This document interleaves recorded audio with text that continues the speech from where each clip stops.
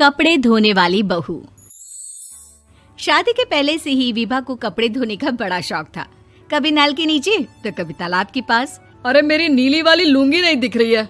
विभा की अम्मा, कहाँ रखी है लुंगी? अरे वो तो विभा ने परसों ही धोकर रखी थी आपकी अलमारी में, देखो वहीं होगी। वो ना मैंने आज धो दी, मुझे लगा कि गंदी हो गई होगी। अरे कैसे गंदी हो गई थी? उसे तो मैंने पहना भी नहीं। हे भगवान, इस लड़की के कपड़े धोने की आदत से परेशान हो गया हूँ मैं। जितना तो घर में राशन नहीं आता, उससे कहीं ज्यादा डिटर्जेंट पाउडर का खर्चा है। इसकी शादी करवा दो, शादी जाए अपने घर में ही करे काम, फिर चाहे घर के कपड़े धोने हो या पूरे गांव के।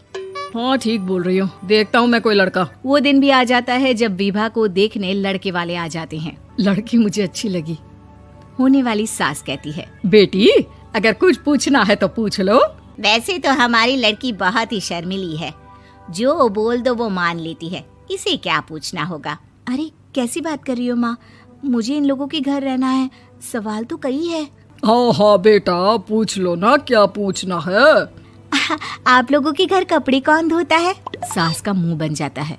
देखो, अगर तुम ये कहना चाहती हो कि तुम्हें कपड़े धोने नहीं आते तो सुन लो, कपड़े मैं ही धोती हूँ, लेकिन तुम्हारे आ जाने के बाद मैं रुमाल तक नहीं धोऊंगी। अरे चुप रहना भाग्यवान, बहू बेचारी घर आई नहीं, उसे डराना शुरू कर दिया। वो क्या है ना बिटिया, अभी तक तो ये कल्लू की माँ ही धोती थी, लेकिन अब तुम्हारे पापा तो दहेज में वॉशिंग मशीन देंगे ही।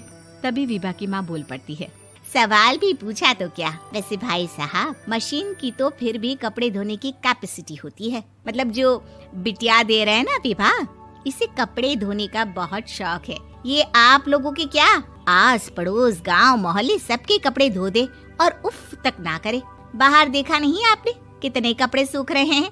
सब हमारी बिटिया ने ही तो धोए हैं। बस भी करो ना माँ, शर्म आ रही इतनी तारीफ सुनकर।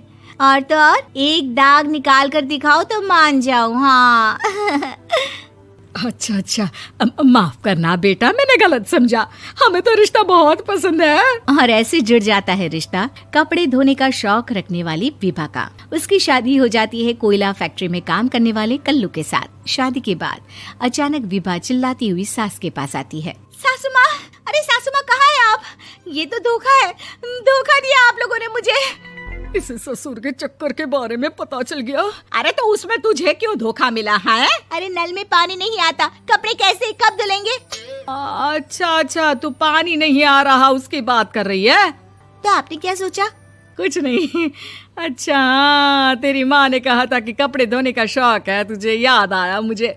शौक बोलकर कपड़े धोने वाले मेरे जुनून को कम ना आके सासू माँ, कपड़ा धोना मेरा गुरूर है। तभी पति भी वहाँ आ जाता है। अभी मैंने इसे सनी देओल की फिल्म दिखाई है, उसी के डायलॉग मार रही है माँ। अच्छा सुन, साफ साफ बता रही हूँ, पानी सुबह 4 से 6 और शाम को 10 से 12 आता है, समझी? विभा टाइमिंग सुनकर हैरान हो जाती है। ये क्या भूतों का मोहल्ला है?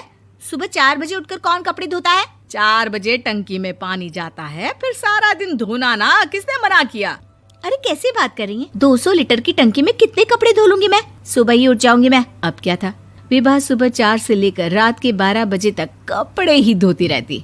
एक रोज सास पड़ोस से निकलकर कहीं जा रही होती है कि साथ वाली कहती है, हाँ कल्लू की माँ, जरा ये बताओ कि 2 साड़ी है, 2 ब्लाउज और एक पेटीकोट और एक नाड़े वाला लंबा कच्छा। हाँ तो? अरे तो क्या, कितना लोगी धुलाई ये बताओ। धोबन दिख रहे हैं हम क्या? हमारे पति सरकारी नौकरी से अभी रिटायर हुए हैं और बेटा सुपरवाइजर है कोयला फैक्ट्री में। धोबन समझ रखा है हमें? हाय रे कल्लू की अम्मा, माफ कर दो, वो तो मोहल्ले में यही सब बता रहे थे कि तुमने बहू को कपड़ा धुलवाने के काम में लगा दिया है। सास को पड़ोसन की बात सुनकर गुस्सा आ जाता है। वो घर पहुंचती है जहां घर के बाहर ही इतने सारे कपड़े सूख रहे होते हैं जितने कि किसी धोबन के घर पर। अरे ओ कल्लू की दुल्हन, बाहर निकल। माँ जी यहीं आ जाओ, बाथरूम में चादर धो रहे हैं हम। अरे अभी हम धोते हैं, तुमको बाहर निकलो। ये आस पड़ोस वाले बोल रहे हैं कि हम बहू से कपड़े धुलवा कर उसे कपड़ा धोने वाली बना दिए हैं। अरे छोड़ो ना माँ जी, किन लोगों की बातों में आती हो? आस पास के लोगों का तो काम ही होता है कि वो किसी तरह सास बहू को लड़ा दे।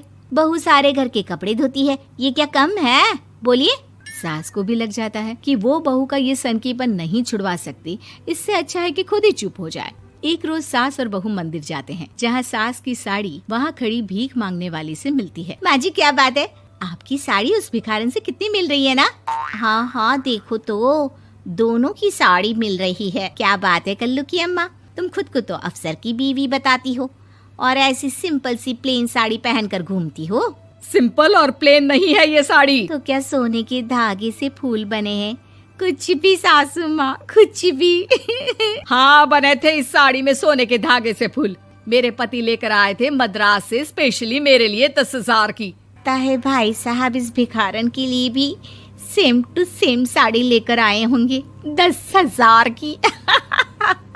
सास उस वक्त कुछ नहीं कहती, लेकिन बहू के साथ घर आती है और अलमारी से एल्बम निकाल कर लाती है। ये साड़ी देख रही है, ये वही साड़ी है जिसे मैंने अभी पहना था।